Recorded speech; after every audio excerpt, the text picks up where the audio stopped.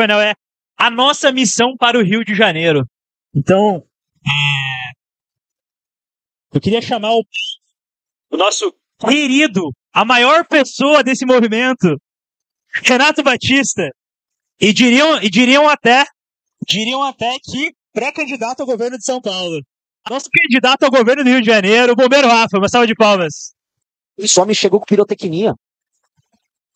E completando essa chapa do Rio de Janeiro, o nosso pré-candidato a vice-governador, Sargento Martins.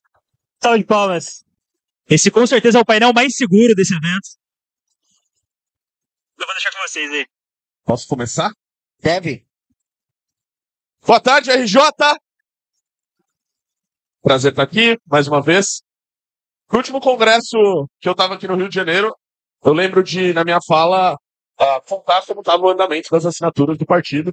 E eu lembro que nesse congresso aqui no Rio, eu tinha anunciado que o Rio de Janeiro tinha batido em 0,1% das assinaturas necessárias do partido. E, bom, como muitos de vocês sabem, a gente conseguiu alcançar as assinaturas. O segundo estado que mais colheu assinaturas para a missão em todo o Brasil. Como muitos de vocês sabem, a gente está agora na reta final da missão, esperando nesse momento aí um pequeno andamento. A gente acredita que em 30, 40 dias a gente já vai ter o julgamento da missão feito, aprovado pelo Tribunal Superior Eleitoral. Então, falta muito pouco para a nossa missão começar, mas a gente não precisa esperar essas formalidades para já começar a discutir o Brasil e discutir o Rio de Janeiro. Análise do cenário político nacional e depois eu trazer aqui para o Rio de Janeiro. Eu tenho falado isso nas lives do MBL, que está, nesse momento, se encaminhando uma eleição para que se tenha o candidato representante do petismo, provavelmente será o Lula, quem Kataguiri que não me escute, ele que defende que a tese oposta, mas vai ter um candidato do petismo, vai ter um candidato representante do bolsonarismo. Não vai ser Jair Bolsonaro que vai estar preso, não vai ser o Eduardo Bolsonaro que não vai estar sem ser preso. Eu acredito que seja o Tarcísio. Fora isso, todos os outros partidos vão estar aglutinados nessas duas candidaturas. Todos os partidos vão fazer isso. Vão grudar em um e outro e entrar nesse qualquer tipo de projeto. Eles vão tentar estar conectados ali, porque eles chamam de ser a candidatura mais popular desses campos. E a gente viu no cenário do Brasil que os partidos estão diminuindo. Pela criação da cláusula de barreiras, por federações, e a gente foi no sentido oposto. De pegar uma legislação que é feita para não dar certo, para as pessoas não criarem mais partidos no Brasil, a gente mostrou que dá para fazer. E com essa diminuição no número de partidos, as candidaturas também vão diminuir. Então, fora essas duas candidaturas, do petismo e do bolsonarismo, a gente vai ter uma terceira candidatura, que é a candidatura da missão. Certo, Renan Santos? Provavelmente será você que estará lá competindo com eles. Esse é um cenário que nos dá muita força. Primeiro, como são poucas candidaturas, da gente poder ter, de fato, uma inserção, seja nos debates, na imprensa. Isso a gente pode levar aqui para o Rio de Janeiro, porque o Rio de Janeiro está combinando que tenha uma eleição onde a quadrilha do Palácio da Cidade vai estar disputando com a quadrilha que está lá na Alerj. Então, justamente por isso que a gente está aqui hoje, que eu acho que é um dos momentos mais importantes desse congresso, esse painel, que a gente vai falar sobre a nossa pré-candidatura ao governo do estado do Rio de Janeiro. A missão terá governador do Rio de Janeiro. A gente vai falar bastante sobre isso daqui hoje. E, obviamente, a gente não poderia deixar com que a disputa presidencial ficasse nas mãos desses dois. A gente deixar também que a polarização aqui no Rio de Janeiro seja entre duas quadrilhas. Justamente por isso a gente vai ter o bombeiro Rafa lá para nos representar e levar a missão para o Rio de Janeiro e a gente eleger o próximo governador do estado do Rio de Janeiro em 2026. Muito obrigado. Boa tarde de novo, né? É muito estranho que eu saí de um painel e vou pro outro e parece que eu virei outra pessoa. Olha lá, agora é o Renan que fala de pé, tudo bom?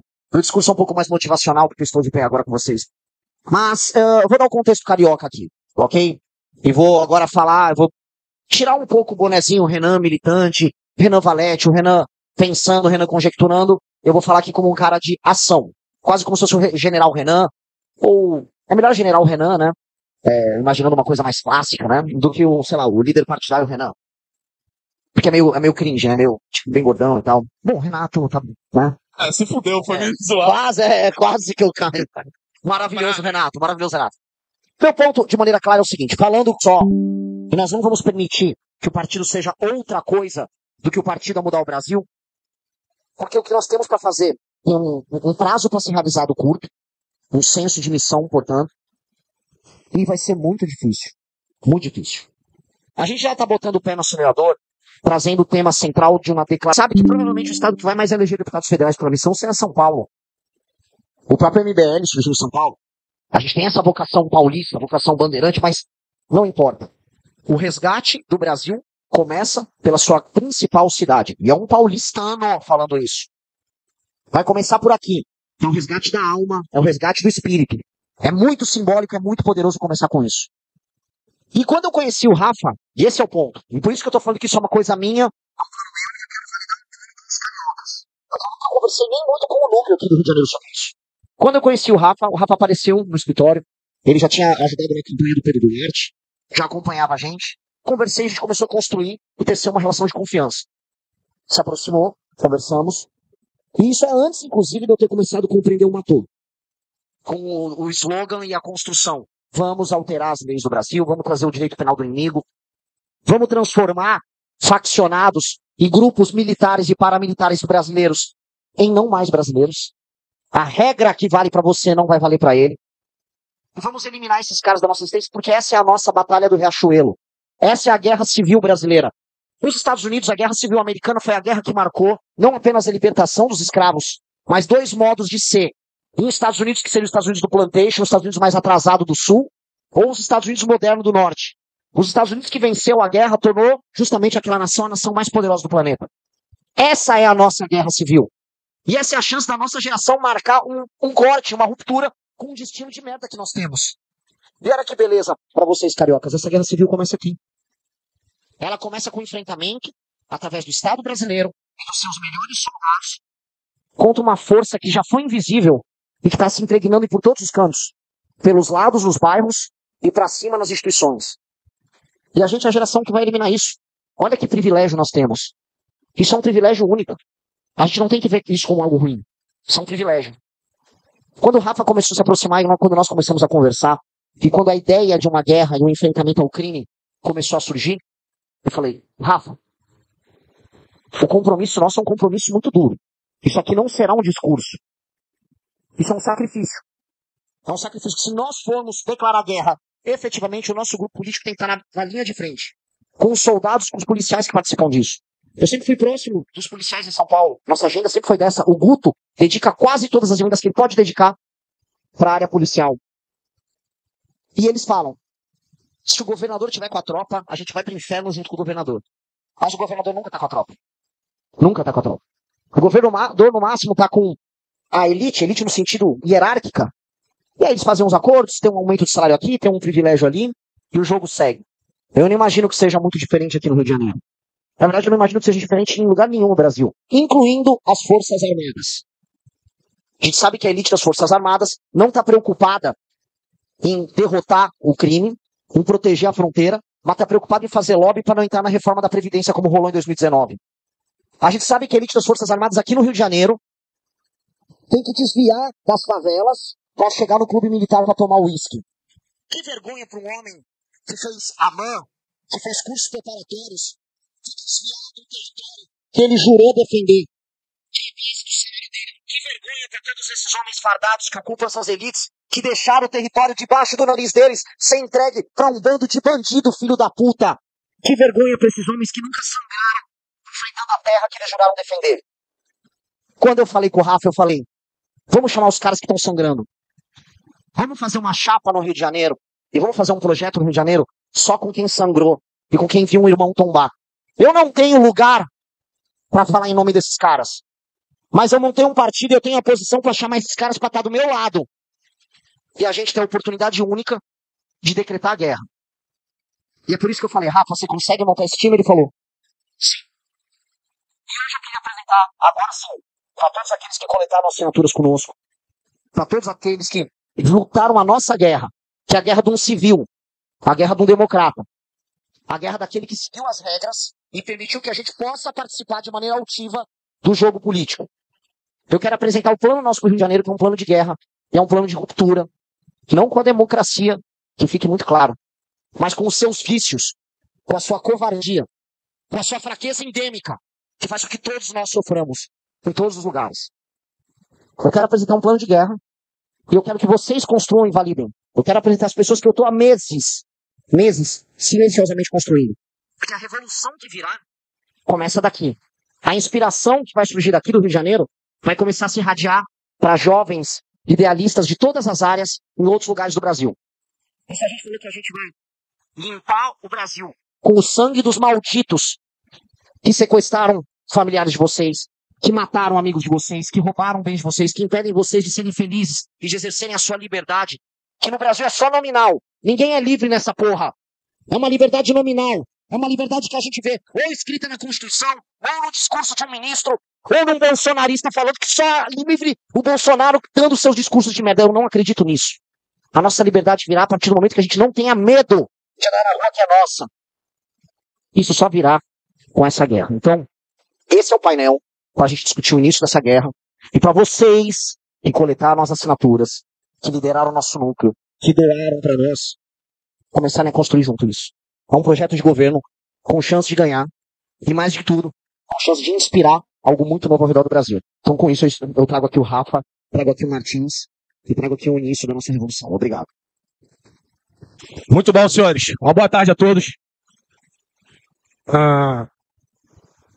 É o bruxo. Chega lá. Senhores, aos 7 anos de idade, um jovem morador lá de Caxias, Duque de Caxias, tem alguém de Caxias aí? Ele viu seu grande herói chegar alcoolizado e espancar sua mãe. Sua mãe pegou esse garoto com 7 anos e foi morar numa comunidade dentro do Duque de Caxias. Foi vivendo dentro dessa favela, vendo alguns amigos morrerem e se demandando para o tráfico. Tentou ser jogador de futebol, não deu certo. Continuou o tráfico seduzindo, tentando abraçar e ele não se debandou. Esse jovem, em 2008, tentou um concurso para a Polícia Militar. Ficou reprovado. Mais uma vez, naquela comunidade, o tráfico tentando abraçar e ele não se debandou. Em 2009, ele prestou mais um concurso, conseguiu passar. E esse jovem, hoje, está completando 16 anos de polícia. Quem aqui nos fala? O Sargento Martins. É uma honra estar aqui com vocês. Senhores, nós precisamos mudar de dentro para fora. Nós precisamos começar com a valorização dos policiais. Só esse ano no Rio de Janeiro nós temos 34 policiais assassinados. Isso não é normal. Isso não pode ser normal. E eu pergunto a vocês, alguém viu algum membro dos direitos humanos visitar a família de algum desses policiais? Não visitou. Mas você pode ter certeza que esse membro, ele visita a família de um traficante. Ele ampara a família do traficante. Nós temos que trabalhar em cima disso, Rafa. Dentro das comunidades. Nós vamos retomar os territórios, mano, das comunidades. Nós vamos retomar os territórios. Nós vamos chegar lá dentro. Nós vamos pisar. Porque não existe favela no Rio de Janeiro. Repito, não existe favela dentro do Rio de Janeiro que o policial não possa pisar. Não existe isso. Mas ele tem que ter liberdade para trabalhar. Hoje a tropa está sofrendo. Hoje a tropa sofre muito. Nós temos um alto índice de suicídio pelos policiais. E nós não temos amparo psicológico nenhum. E é uma das propostas do Rafa, que o Rafa vai falar com mais propriedade. É o amparo psicológico e o amparo jurídico. Hoje um traficante ele ganha cerca de 8 a 10 advogados para defender ele. E o policial, caso vocês não saibam, ele paga o advogado do bolso. Muitos nem conseguem pagar e tomam pancada porque não tem um amparo jurídico. E eu confio muito e acredito muito no Rafa, que ele vai chegar para dar esse amparo jurídico pra gente. Nós precisamos mexer na segurança pública, Rafa. Hoje, não é justo você pagar uma moto pro teu filho, você financiar uma moto em 48 vezes e chegar um merda desse num semáforo, apontar uma arma e levar essa moto.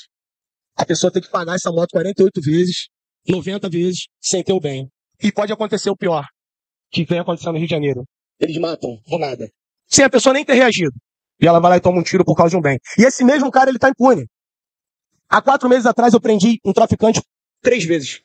Pela 3ª vez eu prendi. Falei, porra, cara, você de novo? Na minha cara. Eu falei, foda-se. Vou sair, vou fazer de novo. É certo a gente viver num lugar onde você pega um cara, prende, o cara tá solto de novo. Não é possível que isso esteja acontecendo. Então a gente tem que mexer nisso. A gente tem que mexer nisso, Rafa. Eu passei por uma situação, não sei se vocês acompanharam, os marginais, Renato. Eles usaram a minha foto, eles tiveram a ousadia de usar a minha foto, colocar num anúncio no LX, marcavam com as pessoas iam lá para comprar tal moto, e eles roubavam, sequestravam, às vezes até assassinavam. Eu descobri, bem rápido, me passei por uma vítima, marquei com eles no bairro chamado Anchieta, Quando cheguei lá, eles apareceram e eu entupi todo mundo no tiro. É o bruxo. Não aconselho. Não aconselho a ninguém fazer isso. Mas foi uma situação que eu fiz. E um dos presos, acreditem, um dos presos, ele tá solto hoje fazendo a mesma coisa. Nós precisamos mexer nisso. Então, gente, nós temos que mexer nessa nossa cultura. Nós temos que valorizar o policial militar. Hoje... trabalhando, não temos. Você vê o policial infeliz, o Rafa vai falar. Ele tem que ser mas o policial vai falar coisa pra trás. Mas ele bem estruturado, ele bem amparado. Veja que hoje nós temos um auxílio de transporte de R$100 a vida inteira. Um cara que mora em Campos dos Goytacazes, trabalha aqui no centro do Rio de Janeiro, numa escala 12 por 24, 12 por 48, ou seja, segunda de dia e terça-noite. Os R$100 dá pra ele trabalhar o mês todo? Dá, meu amigo. Então é uma das coisas que deixa, infelizmente, o policial abatido. Mais os problemas que ele tem em casa. Então como que você vai ter um bom policial cuidando de um bom cidadão dessa forma? A valorização, senhores, começa de dentro para fora. E tendo os policiais motivados, aí nós vamos nessa linha máxima, Rafa. Nós vamos retomar territórios. Nós vamos socializar os jovens, Renan. Hoje, eu não vejo vanglória nenhuma. Eu não me vanglorio em tirar vidas. Pelo contrário, a minha maior honra é salvar vidas. Mas, infelizmente, eu vejo um jovem desse e tenho que enfrentá-lo na ponta de um fuzil. Infelizmente, eu queria muito socializar esse jovem para que eu não tenha que enfrentá-lo na ponta de fuzil. Mas se tiver que chorar uma mãe, que chore a dele e não a minha. Porque eu escolhi o certo. Eu defendo o certo. E quem está marginalizado é ele. Então nós vamos lutar por isso.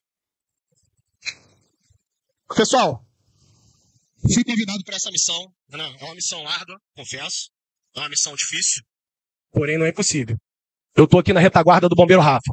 E, senhores, missão dada é missão cumprida. Vamos para a guerra. Rafa.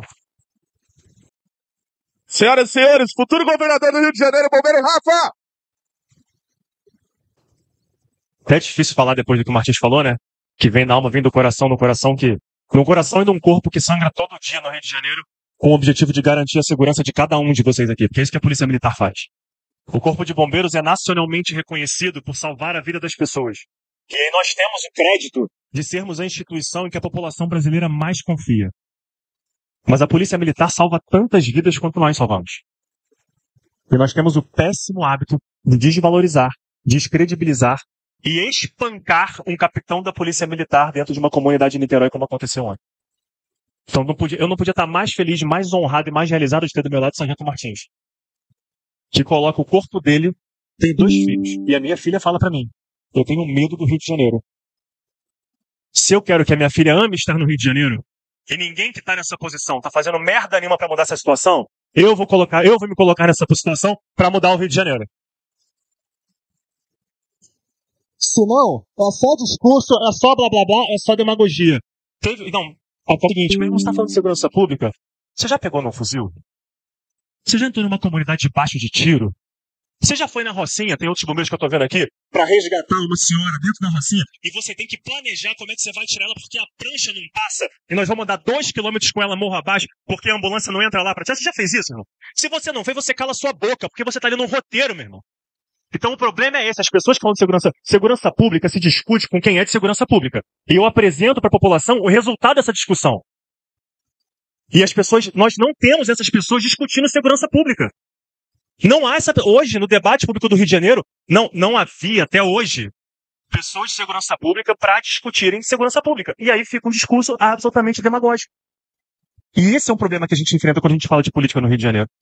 Senhores, 34 policiais militares, 2 policiais civis e 1 policial penal morreram no Rio de Janeiro na última década? Não. Nos últimos 6 meses. Nos últimos 6 meses. Sabe quanto tempo a família de um policial militar tombado em serviço ou em razão de serviço espera e o filho recebeu o seguro? De 5 a 6 meses. Sabe como é que essa viúva vive? Cadê os bombeiros aqui? Quando morreram os nossos companheiros na boate na 4x4, cadê o Jander? Quem bancou a família dos bombeiros? Nós. A gente faz vaquinha para bancar a família do bombeiro até que saia a pensão. Na Polícia Militar é a mesma coisa. Então, deputado federal Kim Kataguiri está aqui, deputado estadual Guto Zacarias estão aqui. E eu vou fazer uma súplica a vocês dois agora. E o quanto faço em São Paulo, sendo assim possível, se vocês entenderem ser razoável, que a gente faça um projeto de lei que obrigue o Estado a resolver todas as burocracias pendentes do agente de segurança pública falecido em serviço ou em razão de serviço em no máximo 10 dias corridos. Porque não tem razão da família de um policial militar que morre em serviço esperar 6 meses para o Estado pagar. A razão disso é que o policial militar é um número. O policial militar não é um rosto, não é um pai, não é uma mãe, não é um filho. E aí o Estado está cagando pro policial militar. E aí nós nos cotizamos, fazemos uma vaquinha para sustentar a família desse policial. Uma pessoa que morreu para defender você e para me defender. Então, se for com a assessoria dos senhores, se for possível, que não demore mais que 10 dias para essa família começar a receber o que é dela por direito. Segunda-feira, no primeiro horário, estará protocolado. Daqui a 30 minutos está protocolado. Eu não vou me prolongar. Eu sou um... Quem tá me conhecendo, o pessoal que conhece do núcleo, sabe que eu sou uma pessoa avessa a popularidade, a aplauso, etc. Não, realmente, falando de coração, tá? Não tô aqui pra falar de mim, tem ojeriza de falar de mim. Eu quero que Deus me dê a oportunidade de, por 4 anos, comandar o Rio de Janeiro. Eu não tô nem aí pra foto, pra vídeo, pra show, pra nada. Eu tô aí pra cada policial militar, pra cada bombeiro militar, pra cada guarda, pra cada pai, pra cada mãe, pra cada filho, pra cada filha. Eu quero, depois de 4 anos, que as pessoas olhem pra mim e falem assim, olha lá, o governador e o vice-governador que me permitem andar na rua em paz no Rio de Janeiro. Não quero nada além disso. Eu quero que a minha filha fale pra mim, eu amo estar no Rio de Janeiro.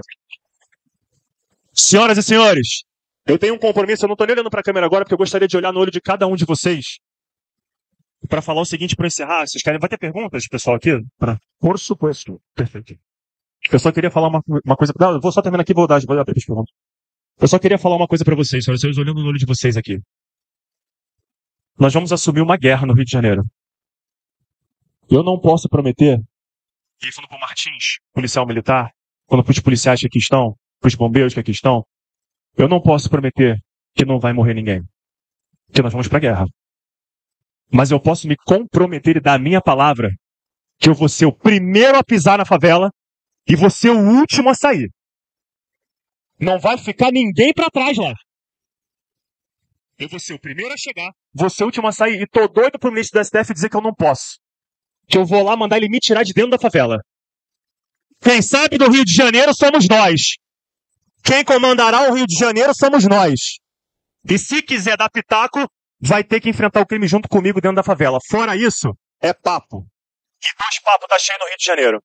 Senhoras e senhores, nós iremos pra guerra. Mas amanhã, na alvorada das nossas lembranças, nós seremos vencedores. Senhoras e senhores, preparem a carcaça, armar baioneta e vamos pra guerra. Que Deus nos proteja e é ou Rio de Janeiro ou nada. Obrigado. Curta, se inscreva agora e comente para ajudar o canal a crescer. Compartilhe esse vídeo e espalhe a palavra.